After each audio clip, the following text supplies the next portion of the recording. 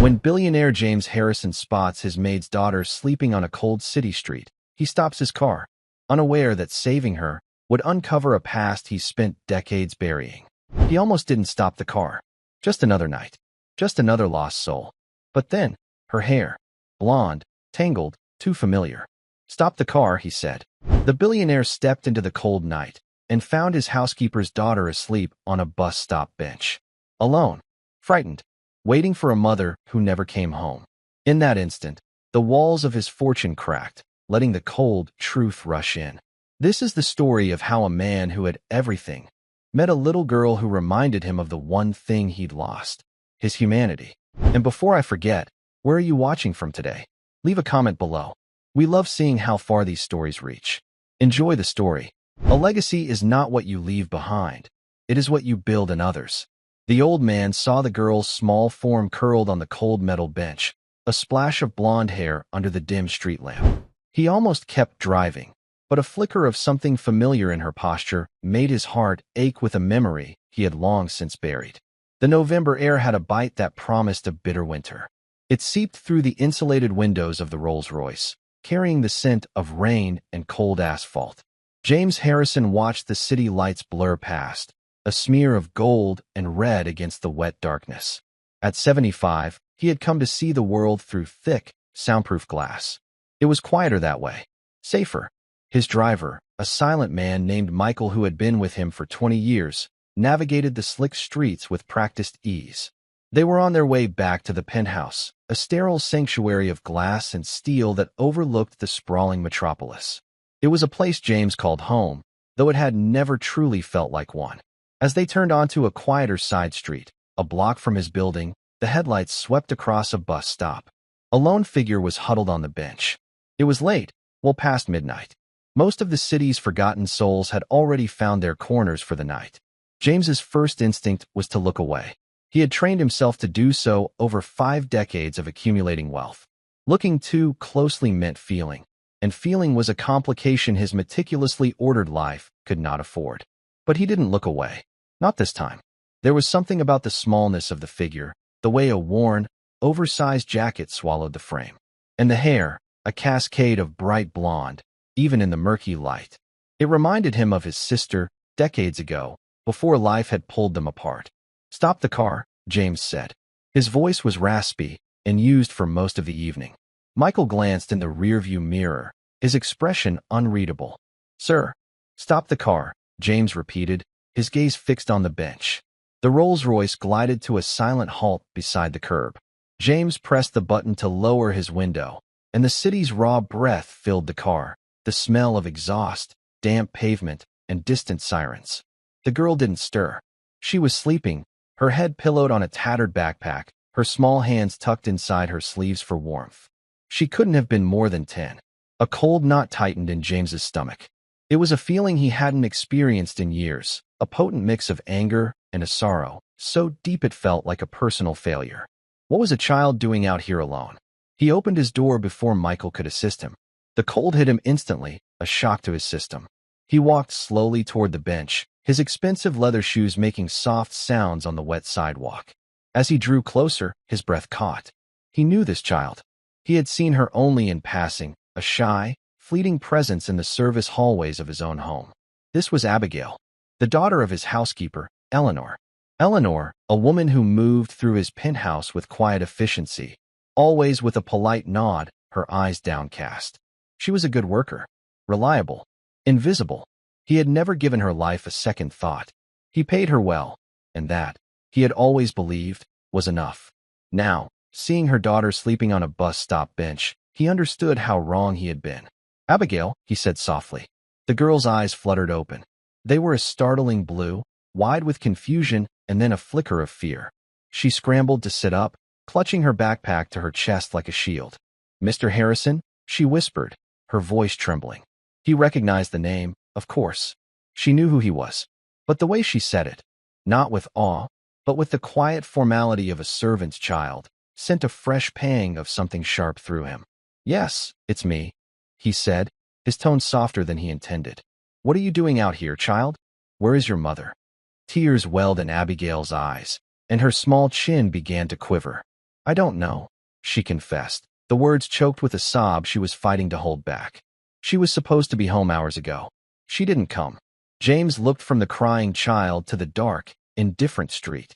He had spent a lifetime building an empire, mastering the art of the deal, insulating himself from the world's messy, inconvenient emotions.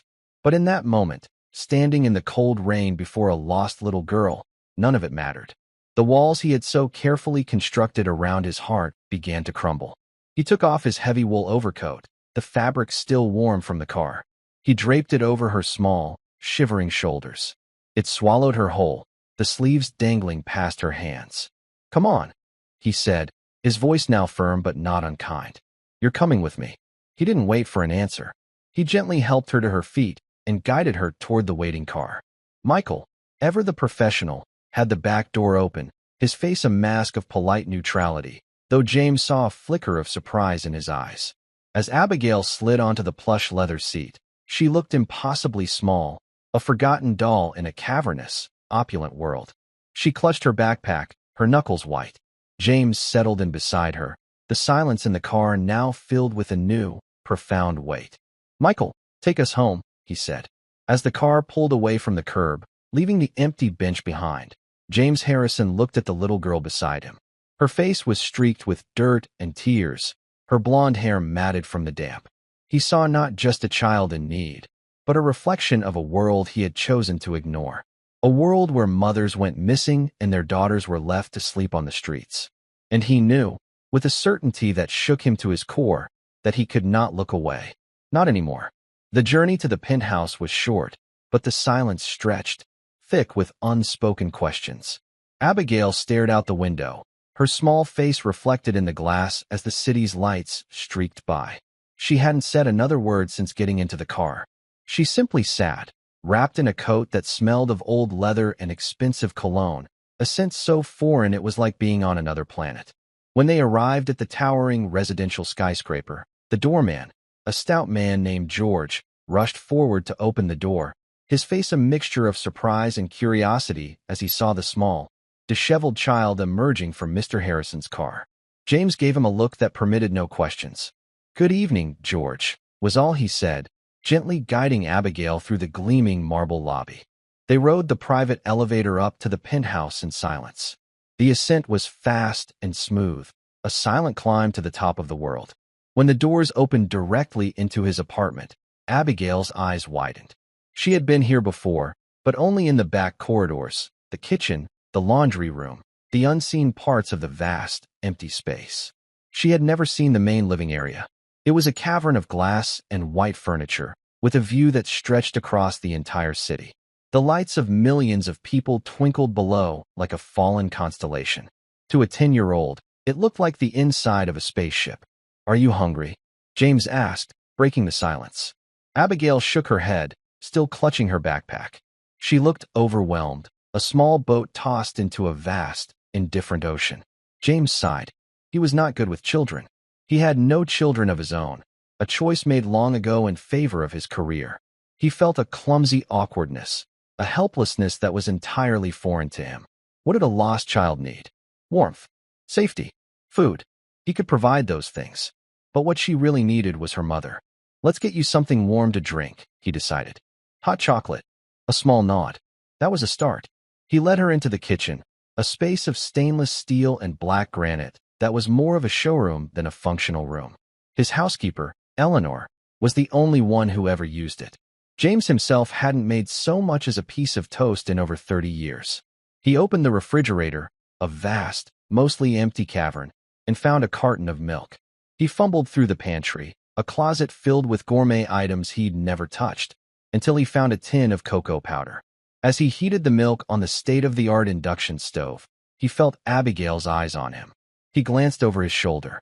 She was standing by the kitchen island, watching his clumsy efforts with a solemn curiosity. "My mom uses a little bit of vanilla," she said, her voice barely a whisper. "She says it makes it taste like a hug." James paused. A hug. He found a small bottle of vanilla extract and added a single drop to the steaming milk. He poured the chocolate into a heavy ceramic mug and placed it on the island in front of her. "Thank you," she mumbled, wrapping her small, cold hands around its warmth. She took a tentative sip. A faint smile touched her lips. It tastes right. James pulled up a stool and sat opposite her.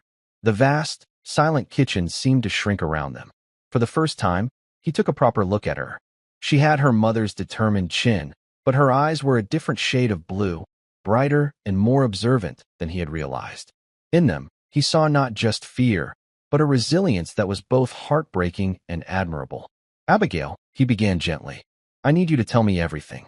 When was the last time you saw your mother?" She looked down into her mug. "This morning. She left for her first job. She works at the diner on 6th Street before she comes here. She always comes home at 6. She makes me dinner, helps me with my homework, and then she leaves for her night job." James frowned. "Night job? I didn't know she had a third job." Abigail nodded.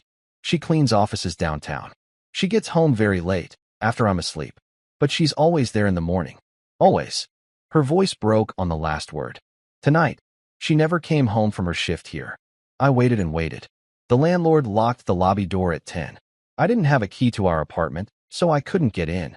The story tumbled out of her, a simple, devastating narrative of a life lived on the margins. Their apartment was a single room in a building 2 miles away. The landlord was a difficult man. Her mother worked 3 jobs, a relentless cycle of cleaning up after other people, just to keep their heads above water. "So you walked to the bus stop?" James asked, his voice tight. "I thought I would wait for her there," she explained. "She takes that bus to her night job. I thought I would see her, but I got so tired. I think I fell asleep." James felt that cold knot in his stomach twist again, tighter this time. He had paid Eleanor a generous salary, or so he had thought. He had assumed it was enough. He never considered the cost of living in this city, the rent, the food, the endless, crushing expenses that could swallow a person whole. He had never considered that his generous salary was just one small piece of a desperate puzzle her mother was trying to solve every single day. He thought of the file his HR department kept on his household staff. It contained their names, social security numbers, and addresses. Nothing more. He had never asked where Eleanor lived.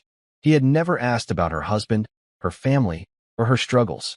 He had never asked about the little girl who was now sitting in his kitchen, a refugee from a world of poverty he had only ever observed from his penthouse window.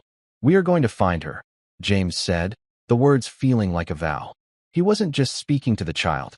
He was speaking to himself. "I promise you, Abigail, we will find your mother." He reached for his phone. He had a private security team on retainer, a group of highly efficient, discreet men who could solve any problem money could buy. He had used them to handle corporate espionage, to vet business partners, to protect his assets.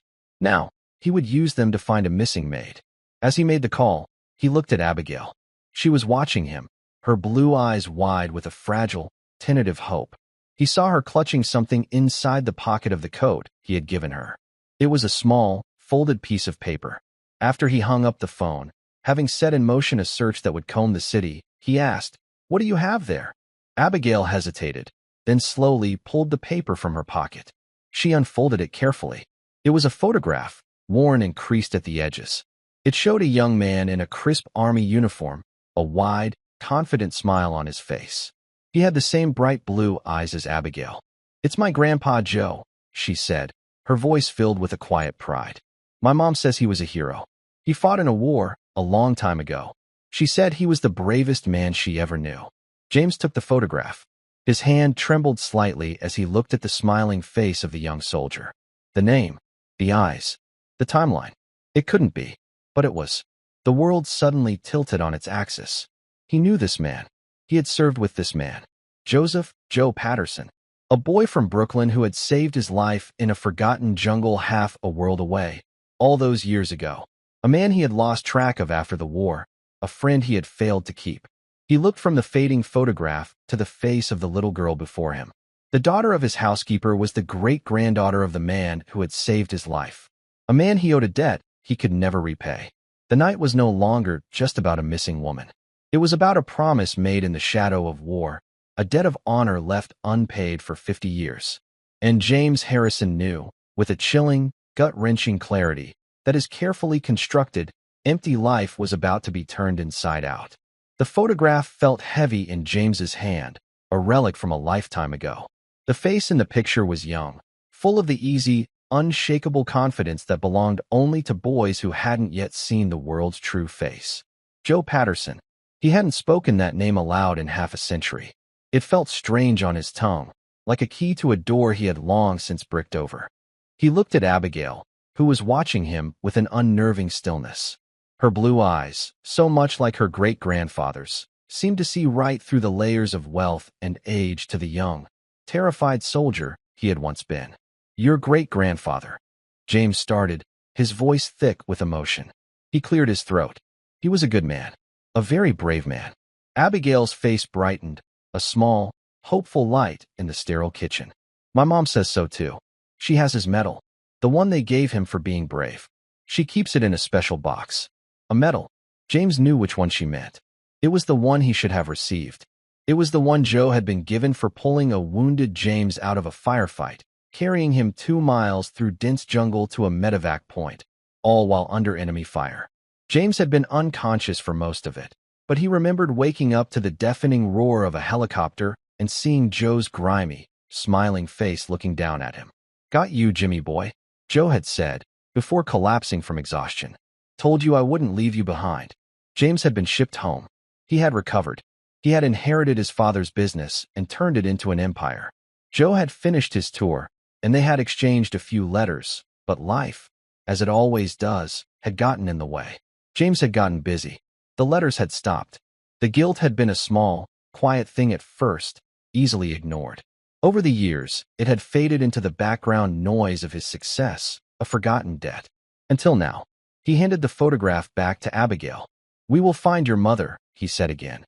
And this time, it was not just a promise to a child. It was a promise to the ghost of the man in the picture. The doorbell chimed, a soft, electronic sound that echoed in the vast apartment. James knew it would be his head of security. He placed a hand gently on Abigail's shoulder. "You must be exhausted. Let's find you a place to rest." He led her out of the kitchen and down a long, white hallway lined with abstract art that was worth more than the building Eleanor and Abigail lived in. He opened the door to one of the guest suites. There were 5 of them, all decorated with the same impersonal luxury, all of them perpetually empty. The room was larger than Abigail's entire apartment. A king-sized bed with a mountain of white pillows sat in the center. A wall of glass offered another stunning view of the city. Abigail hesitated at the doorway, as if afraid to step inside. "This will be your room for tonight," James said. "The bathroom is through there. There are fresh towels. I will find you something more comfortable to sleep in."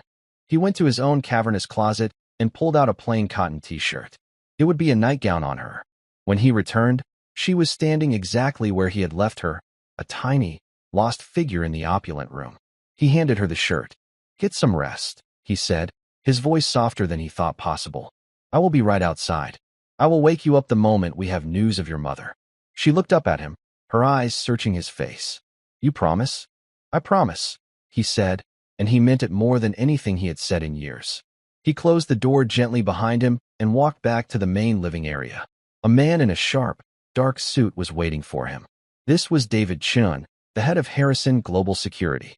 David was a former federal agent, a man of quiet competence and unshakable calm.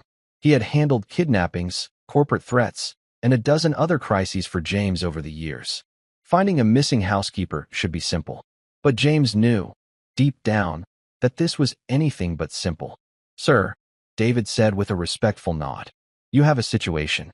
It was not a question. "My housekeeper, Eleanor Riggs, is missing," James stated, getting straight to the point.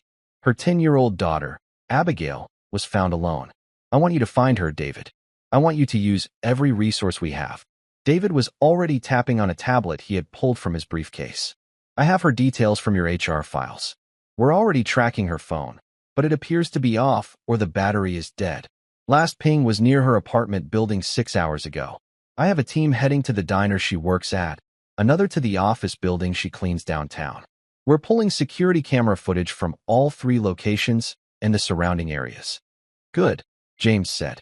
He paced in front of the window, the city lights a dizzying blur below. Her landlord, Abigail, said he was a difficult man. Get a team to her apartment building. Talk to him. Talk to the neighbors. Someone must have seen something. "Already on it, sir," David replied, his fingers flying across the screen. We're also checking local hospitals, police precincts, the usual protocol for a missing person. James stopped pacing and turned to face him. This is not a usual situation, David. I want this handled with the utmost urgency. Money is no object. I want hourly updates. I want her found. David looked up from his tablet, a flicker of surprise in his professional gaze. He was used to Mr. Harrison being detached, clinical. This level of personal investment was new. Understood, sir. We'll find her.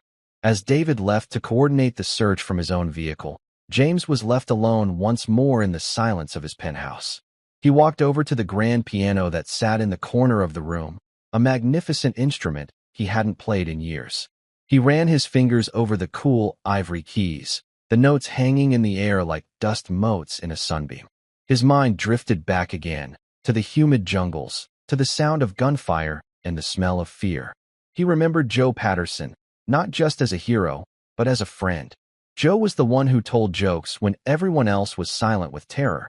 He was the one who shared his rations, who talked about his girl back home, a pretty girl named Mary who would later become his wife, Eleanor's grandmother. He had talked about the future, about opening a small auto shop, about having a family. Simple dreams. Honest dreams. What had happened to those dreams? How had Joe's lineage led to his great-granddaughter sleeping on a bus stop bench? Where had life gone so wrong for them? And what was his own role in it? He had built an empire on the foundation of a life that Joe had saved, and he had never once looked back to see what had become of his savior. A wave of shame washed over him, so potent it made him feel weak. He had become a man who saw people as assets or liabilities, employees or competitors. He had forgotten how to see them as just people. People with families, with struggles, with dreams of their own. He walked back to the guest room and pressed his ear to the door. He could hear nothing. He hoped Abigail was sleeping. He hoped that for a few hours, at least, she could find some peace in the eye of the storm. He felt a fierce, protective urge toward her. She was not just his housekeeper's daughter anymore. She was Joe Patterson's family. And in a way, that made her his family, too. He settled into an armchair in the hallway, a silent guardian outside her door. The city lights below seemed to mock him, a glittering testament to a success that suddenly felt hollow. He had all the power and money in the world, but he had failed at the one thing that truly mattered: basic human connection. An hour later, his phone buzzed. It was David. "We have something, sir," David said, his voice calm, but with an undercurrent of urgency. "We pulled the security footage from outside Eleanor's apartment building. She never made it home after her shift here. But we saw something else. A car. It was parked across the street all afternoon. A black sedan, no plates. We saw her leave your building on the public street cams. The car was half a block behind her bus. It followed her all the way to her stop." A cold dread crept up James's spine. This was not a simple case of a woman getting held up at work or having an accident. This was something else. "What happened at the bus stop?" James asked, his voice low. "That's the problem, sir," David said. "The camera at that intersection is malfunctioning. We have footage of her getting off the bus. The black sedan pulls up to the curb just out of frame. And then nothing. The next bus comes and goes. She's gone. The car is gone." James's mind raced. This was planned. Calculated. Someone had taken her. But why? Eleanor was a housekeeper. She had no money, no enemies that he knew of. It made no sense. Unless it wasn't about her at all. Was it about him? He was James Harrison, a man with a net worth in the billions. A man with rivals. Enemies. People who would do anything to get to him. Had someone taken his housekeeper to get to him? It was a chilling thought. His life of insulated, protected wealth had just been breached in the most personal way imaginable. He looked at the closed door of the guest room. Behind it, a little girl slept, oblivious to the fact that her world had been turned upside down, possibly because of the very man who was now vowing to protect her. "Find that car, David," James said, his voice hard as steel. "I don't care what it takes. I want to know who was in it. And I want to know where they took her." He hung up the phone. The silence of the penthouse was no longer peaceful. It was menacing. He was no longer just a billionaire in his ivory tower. He was a man with a debt to pay and a little girl to protect. The long night was just beginning. The hours that followed were the longest of James Harrison's life. He sat in the armchair outside Abigail's room, a statue carved from anxiety. Sleep was a distant country he had no passport for. Every creak of the building, every distant siren, was the sound of a threat drawing closer. He had lived his life in a fortress of wealth, believing himself untouchable. Now, he understood that his fortress had been built of glass, and the world had just thrown a stone. He thought about Eleanor. He tried to conjure a clear image of her face, but all he could summon was a polite, deferential blur. A woman who called him Mr. Harrison, who kept his sterile home immaculate, who existed only in the periphery of his vision. He had never once asked her about her life, her struggles, her daughter. The shame of it was a physical weight, pressing down on his chest. He had treated her as a function, not a person. And now, she was in danger, possibly because of him. Around 3 a.m., the door to the guest room creaked open. Abigail stood in the doorway, a small silhouette against the soft light from within. The oversized t-shirt hung to her knees. "I can't sleep," she whispered, her voice small. James's heart ached for her. He stood up, the joints in his knees protesting. "I'm not very tired either," he admitted. She clutched a corner of the t-shirt. Can I wait with you?" "Of course," he said immediately. She padded over to the armchair opposite his and curled up in it, tucking her feet underneath her. For a long time, neither of them spoke. They just sat in the quiet hallway, two strangers bound by a crisis, watching the city sleep below. "My mom sings to me when I can't sleep," Abigail said softly, her voice barely disturbing the silence. "She sings old songs, the ones her grandma taught her. She says they're full of stories." "Your great-grandmother, Mary?" James asked, remembering the name Joe used to speak with such reverence. Abigail nodded. She said Grandpa Joe loved to hear her sing. He said it was the prettiest sound in the world. A fresh wave of guilt washed over James. He had never known what happened to Mary. He had never asked. He had let the threads of his past unravel, never thinking to hold on to them. "Tell me about your mother," James said, wanting, needing, to know more about the woman he had so thoroughly overlooked. Abigail's face softened. "She's the best mom. She works really hard, but she's never too tired to read me a story. We have a rule. No matter what, we always have dinner together. Even if it's just sandwiches. She says it's our special time." A tear traced a path down her cheek. "We were supposed to have spaghetti tonight." The simple, domestic detail was more devastating than any grand tragedy. Spaghetti, a mother and daughter's special time. A small, ordinary ritual of love that had been stolen from them. "She sounds like a wonderful woman," James said, his voice husky. "She is," Abigail said fiercely, as if defending her mother from an unspoken accusation. "She's strong. Like Grandpa Joe. She says we have Patterson blood, and Pattersons don't give up." Pattersons don't give up. The words echoed in the chambers of James's heart. Joe hadn't given up on him in that jungle. He couldn't give up on Eleanor and Abigail now. His phone vibrated, a sharp, urgent buzz that cut through the quiet. He looked at the screen. It was David. He answered, his hand tight around the phone. "We found the car," David said, his voice clipped and professional. "It was abandoned in an industrial park in Queens. Wiped clean. But my people are thorough. They found something. A single cufflink, wedged under the passenger seat." "A cufflink?" James asked, confused. "It's custom made," David explained. "Gold, with an onyx inlay. We traced the maker. He only made 10 pairs. They were commissioned as gifts for the board members of a rival company. Sterling Enterprises." The name hit James like a physical blow. Sterling Enterprises. His most ruthless competitor, run by a man named Marcus Thorne. Thorne was a corporate predator, a man known for his hostile takeovers and his complete lack of ethics. They had been locked in a bitter struggle for a multi-billion-dollar government contract for the past 6 months. James had been winning. Marcus Thorne. James breathed, the name tasting like poison. "It seems likely, sir," David said. "Taking your housekeeper would be a message. A very personal, very ugly message. It's a way to distract you, to destabilize you before the final bids are due next week." James's blood ran cold. This wasn't just a random act of violence. It was a strategic move in a corporate war. Marcus Thorne had taken a human being, a mother, a daughter of a hero, and turned her into a pawn. The sheer, calculated cruelty of it was staggering. He looked at Abigail, who had fallen into a light, uneasy sleep in the chair, her face still streaked with tear tracks. Thorne hadn't just taken an employee. He had taken this little girl's entire world. A new kind of anger ignited within James. It was not the cold, calculated anger of a boardroom battle. It was hot, righteous, and deeply personal. Marcus Thorne had crossed a line that James himself had only just learned existed. He had trespassed on sacred ground. "Where is Thorne now?" James asked, his voice dangerously quiet. "He's at his estate in Connecticut," David replied. "He hosts a poker game there every week.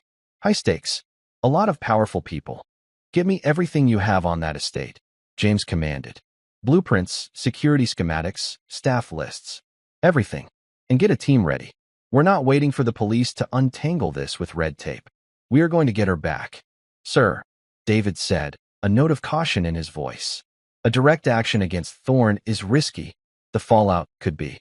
"I am well aware of the risks, David." James cut him off, his voice like ice. "Marcus Thorne wanted my attention. He has it. Now, he is going to learn what happens when you threaten the family of a man who saved my life." He ended the call. The die was cast. He was no longer just a billionaire protecting his assets. He was a man on a mission, fueled by a half-century of guilt and a newfound sense of duty. He looked out the window at the first faint hints of dawn painting the eastern sky. The night was ending, but the battle was just beginning. He walked over to the sleeping child and gently brushed a stray strand of blonde hair from her forehead. "I'm coming, Eleanor," he whispered into the quiet of the room. "I'm coming." He then gently scooped Abigail up in his arms. She stirred but didn't wake, nestling her head against his shoulder. He carried her back to the guest bed and tucked her in, pulling the soft, warm covers up to her chin. For a moment, he just stood there, watching her sleep. This child, this legacy of a forgotten hero, had done what no one else could. She had reminded him how to be human, and for her, he would be willing to tear the world apart. The plan came together with the cold, brutal efficiency of a military operation. David Chun, working from a secure van parked a block away from the penthouse, became the nerve center. He fed James a constant stream of information. Blueprints of Thorne's sprawling Connecticut estate, thermal imaging showing the number and location of guards, and a detailed dossier on Marcus Thorne himself, a man whose ruthlessness was matched only by his arrogance. James, for his part, felt a clarity he hadn't experienced in decades. The fog of his detached, emotionless life had burned away, replaced by a singular, unshakable purpose. He was no longer a CEO managing a crisis. He was a commander preparing for battle. The young soldier he had been, the one who had survived the jungle alongside Joe Patterson, was reawakening. He made one call, to a man he hadn't spoken to in 30 years. A man named Frank Kowalski, who had been the third member of their fire team back in the war. Frank had gone on to have a decorated career in special forces before retiring to a quiet life in the mountains. He was a man who understood loyalty and debt. "Frank," James said when the old soldier answered. "It's Jimmy Harrison." There was a pause on the line, then a gruff, surprised laugh. "Jimmy boy? I'll be damned. I thought you'd be too busy counting your money to call an old grunt like me." "I need a favor, Frank," James said, cutting to the chase. "A big one. It's about Joe Patterson." He explained the situation in clipped, concise sentences. He didn't have to embellish. The bare facts were enough. When he was finished, there was a long silence on the other end of the line. "That son of a," Frank finally growled. "Some things never change. Men like that, they think the world is their playground. They think they can just take what they want." He paused. "Joe's great-granddaughter, you say?" "Yes," James confirmed. "She's here with me. She's safe. But her mother—" "I'm in," Frank said without hesitation. "You tell me what you need." With Frank on board, the plan solidified. He would be the on-the-ground lead, directing a small, hand-picked team of his most trusted former operatives, men who, like him, lived by an older code of honor. They wouldn't be mercenaries for hire. They would be soldiers on a mission for one of their own. James looked in on Abigail one last time before he left. She was still sleeping soundly, a picture of innocence in a world that was anything but. He left a note for her on the bedside table, in case she woke up. "I have gone to bring your mother home. I will be back soon. I promise." He signed it simply James. He met David in the basement garage. A nondescript black van was waiting. Inside, it was a mobile command center filled with screens displaying feeds from drones that were already circling high above Thorne's estate. Frank and his three-man team were on a video link, their faces grim and determined. Thorne's poker game is in the West Wing, David reported, pointing to a highlighted section of the estate's blueprint. Eleanor is likely being held somewhere more secure. We've identified a safe room in the sub-basement. It's the most logical place. The guards? James asked. 10 on the perimeter, Frank answered, his voice crackling over the comms. Another 4 inside. Private security. Ex-military, but sloppy. They're corporate bodyguards, not soldiers. They're used to looking tough, not fighting a real threat. The plan was simple, audacious, and incredibly dangerous. Frank's team would infiltrate the grounds, neutralizing the perimeter guards silently. David would simultaneously hack into and disable the estate's security systems. Once inside, they would move to the sub-basement, extract Eleanor, and be gone before Thorne and his high-rolling guests even knew what was happening. James's role was to be the distraction. He would not be sitting in a van. He would be walking into the lion's den. An hour later, James's Rolls-Royce pulled up to the gates of Marcus Thorne's ostentatious estate. He had called Thorne's chief of staff and announced that Mr. Harrison was coming to discuss an urgent, time-sensitive revision to their bid for the government contract. A revision that would be mutually beneficial. It was a bluff, but a good one. Thorne's greed would be his undoing. As the heavy iron gates swung open, James felt a strange calm settle over him. The fear was there, a cold knot in his stomach, but it was overshadowed by a profound sense of rightness. For the first time in a very long time, he was doing something that mattered. He was escorted into a large, oak-paneled room where Thorne and 5 other men sat around a poker table littered with chips and half-empty glasses of whiskey. The air was thick with cigar smoke and the low murmur of conversation. Marcus Thorne looked up, a smug, triumphant smile on his face. He was a man in his late 50s, with a predatory glint in his eyes and a perfectly tailored suit. He thought he had already won. "James," Thorne said, his voice smooth as silk. "An unexpected pleasure.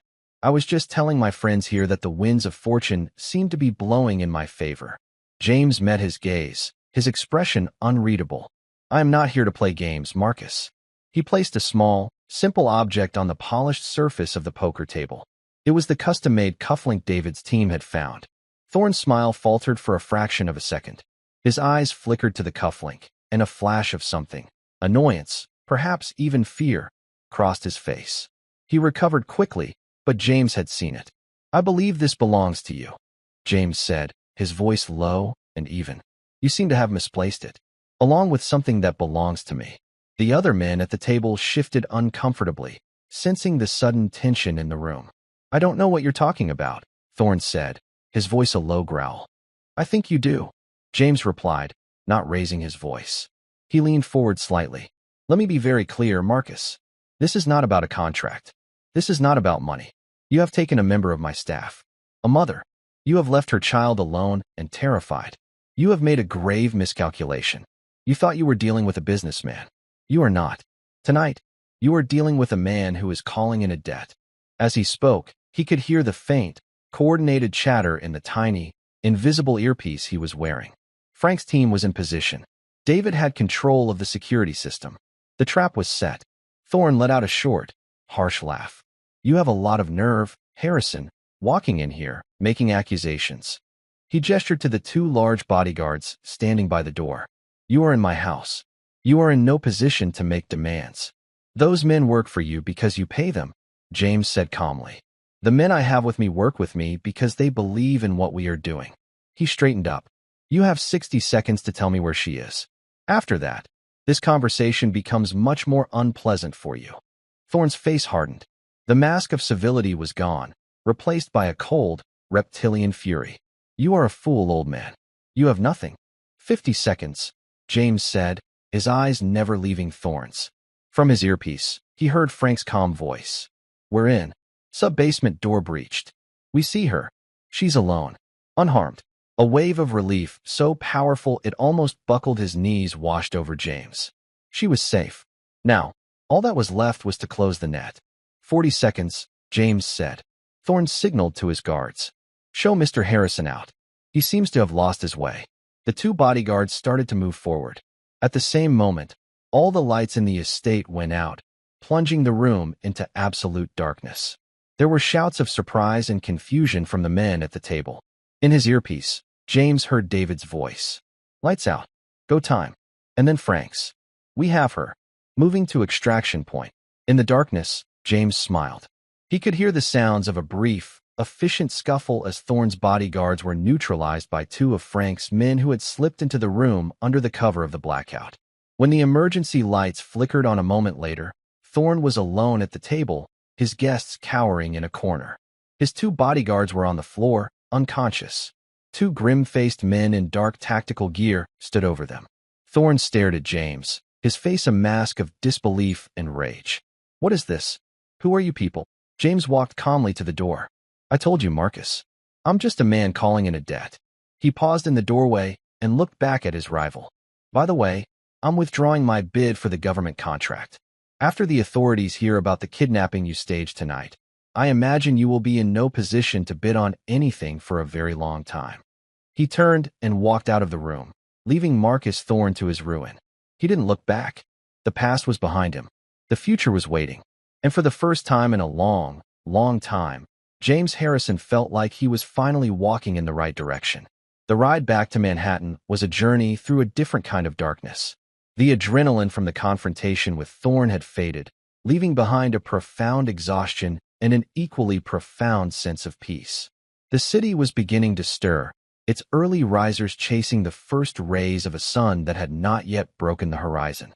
James watched the world wake up, feeling as if he were waking up with it after a long and troubled sleep. He rode in the back of the command van with David. The silence between them was comfortable, the silence of men who had just navigated a storm and reached the other side. Frank's team, with Eleanor, was in a separate vehicle just behind them. "She's doing okay," David said, sensing James's unspoken question. "Shaken, obviously, but she's strong." Frank said she didn't say much at first, just kept asking if her daughter was safe. "Did she say what happened?" James asked, his gaze fixed on the unfolding dawn. "Thorne's men grabbed her at the bus stop. They told her it was about you, that if she cooperated, she and her daughter wouldn't be harmed. They took her phone, put a bag over her head, and drove her to the estate. They put her in that room and left her there. She said the worst part was not knowing what was happening to Abigail." James closed his eyes. The calculated cruelty of it was still shocking. To use a mother's love for her child as a weapon, it was a level of depravity he had only ever read about. "Thorne?" James asked. "The local police are on their way to the estate." "An anonymous tip," David said with a slight smile. "They'll find him, his guests, his unconscious bodyguards, and a story that will fall apart under the slightest scrutiny. His reputation will be in ashes by noon. The authorities will handle the rest." James nodded. He had no interest in Thorne's fate. His world had narrowed, focusing entirely on the two vehicles speeding toward the city, carrying a mother back to her child. He thought about the promise he had made to Abigail. "I have gone to bring your mother home."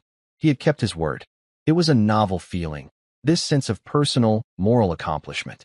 It felt better than closing any multi-billion-dollar deal.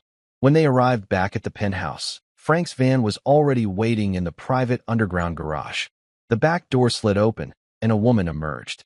She was tall and slender, with the same determined chin as her daughter and tired, fearful eyes that were scanning her surroundings frantically. This was Eleanor Riggs. Not the deferential, almost invisible employee, but a mother whose entire being was focused on one thing. Frank gave James a solemn nod. "She's all yours." Eleanor's eyes fell on James. There was confusion in them, and a million questions. But she asked only one. "My daughter? Is she?" "She is upstairs," James said, his voice gentle. "She's safe. She's been sleeping." The relief that washed over Eleanor's face was like the sun breaking through the clouds. It was the most beautiful thing James had ever seen. Tears streamed down her cheeks, but she didn't make a sound. She just nodded, her throat too tight for words. James led the way to the private elevator. The ride up was silent, charged with an almost unbearable emotional weight. Eleanor stood straight and still, her hands clenched at her sides, her entire body trembling with anticipation. When the elevator doors opened into the penthouse, the first light of morning was streaming through the floor-to-ceiling windows, filling the vast space with a soft, hopeful glow. The apartment was quiet. James led Eleanor down the long hallway to the guest room. He stopped at the door and turned to her. "She's right in there." Eleanor looked at him, her eyes shining with unshed tears. "Thank you," she whispered, the words carrying the weight of a prayer. Then she turned, pushed the door open, and stepped inside. James remained in the hallway, feeling it was a sacred space he had no right to enter. He could hear a soft gasp, then the sound of muffled footsteps on the thick carpet. "Mom?" a small, sleepy voice asked. "Oh, baby." Eleanor sobbed, the sound raw and full of love. I'm here. I'm so sorry." James heard the rustle of bedsheets, and he pictured the scene in his mind, a mother wrapping her arms around her child, holding on as if she would never let go. He heard Abigail begin to cry, not tears of fear, but of pure, unadulterated relief. He slowly backed away from the door, giving them their moment. He walked into the main living area and stood before the great window, looking out at the city he had conquered, the city that had almost swallowed a little girl whole. He had always seen it as a landscape of assets and opportunities. Now he saw it as a collection of 1,000,000 stories, 1,000,000 families, 1,000,000 mothers and daughters, just like Eleanor and Abigail. He felt a hand on his shoulder and turned to see Frank Kowalski standing beside him. The old soldier's face was etched with the lines of a hard life, but his eyes were clear. "You did a good thing, Jimmy boy," Frank said quietly. Joe would have been proud. James felt a lump form in his throat. "I should have found him years ago, Frank. I should have. I let him down." "The war, it changes a man," Frank said, his gaze distant. "We all came home different. We all lost track of people. The important thing isn't what you failed to do yesterday. It's what you do today. You honored him tonight. You honored his family. That's all that matters." Frank and his team left soon after, disappearing as quietly as they had arrived. David assured James that all loose ends would be tied up, and then he, too, was gone. James was alone again, but the silence of the penthouse no longer felt empty. It felt peaceful. An hour later, Eleanor emerged from the guest room. Abigail was with her, her small hand clutching her mother's. The fear was gone from Abigail's eyes, replaced by a quiet, joyful serenity. She had her world back. Eleanor had composed herself. Her face was pale, and she looked exhausted, but she stood tall. She walked over to James. "Mr. Harrison," she began, her voice still shaky. I don't know what to say. I don't understand why you did all this. For me." James gestured to the sofa. "Please sit. Both of you." He sat in an armchair opposite them. He reached into his pocket and pulled out the worn photograph of Joe Patterson. He handed it not to Eleanor, but to Abigail. "Abigail," he said, "you told me your great-grandfather was a hero. You were right. I knew him. He was my friend." Abigail's eyes widened. Eleanor looked at James, completely stunned. "You knew my great-grandfather?" "We served together," James explained. His voice was steady, but it cost him a great deal of effort to keep it that way. "A long time ago, there was a battle. I was wounded badly. I would have died there if it hadn't been for him. He risked his own life to save mine. He carried me through the jungle to safety." He looked directly at Eleanor, his gaze unflinching. "I owe your family a debt that can never truly be repaid. For 50 years, I have been a wealthy man, a successful man. But I have carried the shame of not knowing what became of my friend. I got busy, and I let life get in the way. I never looked back. I never tried to find him." Seeing Abigail on that bench, and then seeing this photograph, it was like a second chance. A chance to finally honor the man who gave me my life. Eleanor stared at him, speechless. She reached into the worn backpack that Abigail had kept with her, the one that now sat on the floor beside them. She pulled out a small, velvet-lined box. She opened it. Inside, resting on faded silk, was a distinguished service cross. "He told my grandmother it was just a piece of metal," Eleanor said, her voice thick with emotion. "He said the only thing that mattered was that he got his buddy home safe. He used to call him Jimmy Boy." The old nickname, spoken in this sterile, modern room, closed a circle of 50 years. Tears welled in James's eyes, and this time, he did not fight them. He came home and tried to build a life. Eleanor continued, her family's story pouring out of her.